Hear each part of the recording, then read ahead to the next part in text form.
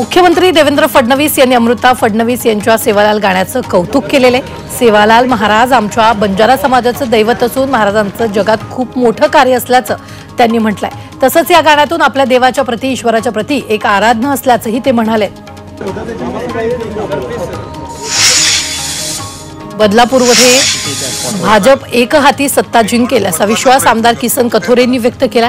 विधानसभेला सगळे विरोधात असतानाही भाजपची ताकद दाखवली, त्यामुळे कुणी सोबत आले नाहीत तरी बदलापूरमध्ये एकहाती सत्ता जिंकेल असा विश्वास कथोरेंनी व्यक्त केला।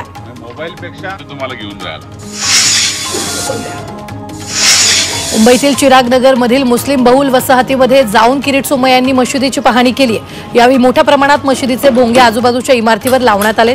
हे स्थानिकांनी सोमय्या यांच्या निदर्शनास आणून दिले, त्यामुळे यावर लवकरात लवकर कारवाई करण्याची मागणी सोमय्या यांनी केली। मुंबईतील क्रॉफर्ड मार्केट भागात मराठी भाषेला विरोध करण्याचा प्रकार घडलेला आहे।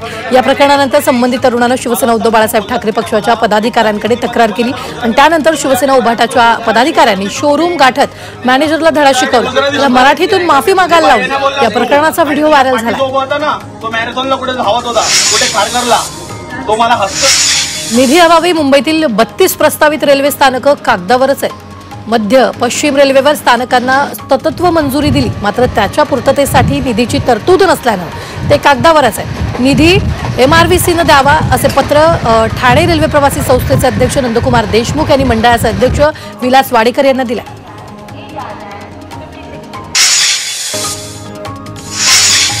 पनवेल महापालिका क्षेत्रातील नागरिकांना जून महिन्यापर्यंत 50 दशलक्ष लिटर पाणी पुरवठा केला जाणार आहे।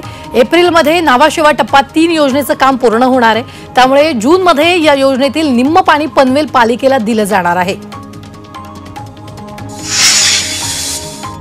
राज्यात गायमुखचा खत प्रकल्प सर्वात मोठा ठरणार आहे। 3 एकरच्या जागेत सुमारे 300 ते 400 टन ओल्या कचऱ्याची शास्त्रीय पद्धतीने विल्हेवाट लावून खत निर्मिती होणार आहे। गायमुख येथील कचऱ्यापासून खत निर्मितीचा प्रकल्प हा ठाणे शहराच्या दृष्टीने अतिशय महत्त्वाचा असून घोडबंदर परिसर इथं परिवहन मंत्री प्रताप सरनाईक यांनी पाहणी केली होती।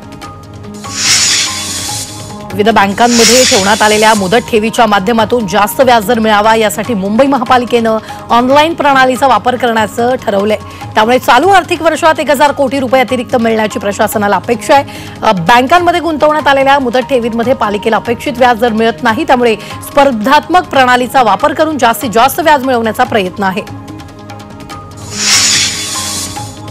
मुंबईकरांच्या आरोग्यासाठी उपमुख्यमंत्र्यांनी मोठी घोषणा केली आहे। मुंबई डॉक्टर आपल्या दारी योजना राबवणार असल्याची घोषणा एकनाथ शिंदेंनी केली आहे। योजनेअंतर्गत डॉक्टर मुंबईकरांच्या घरी जाऊन तपासणी करणार आहेत। सरकार आपल्या दारी या योजनेनंतर आता डॉक्टर आपल्या दारी योजना राबवली जाणार आहे। मुंबईमध्ये सोमवारपासून कमाल तापमानात काही अंशांनी घट होण्याचा अंदाज हवामान विभागाने व्यक्त केलाय। मुंबईत सतत 3 दिवस उन्हानं अंगाची काहिली झाली आहे। उकाडा आणि उन्हाचे चटके यामुळे मुंबईकर हैराण झालेत। दरम्यान कमाल तापमानातही काही अंशांनी घट होण्याचा अंदाज हवामान विभागानं यावेळी व्यक्त केलेला आहे आणि हा अंदाज व्यक्त केल्यामुळे मुंबईकरांना उन्हापासून काहीसा दिलासा मिळणार आहे।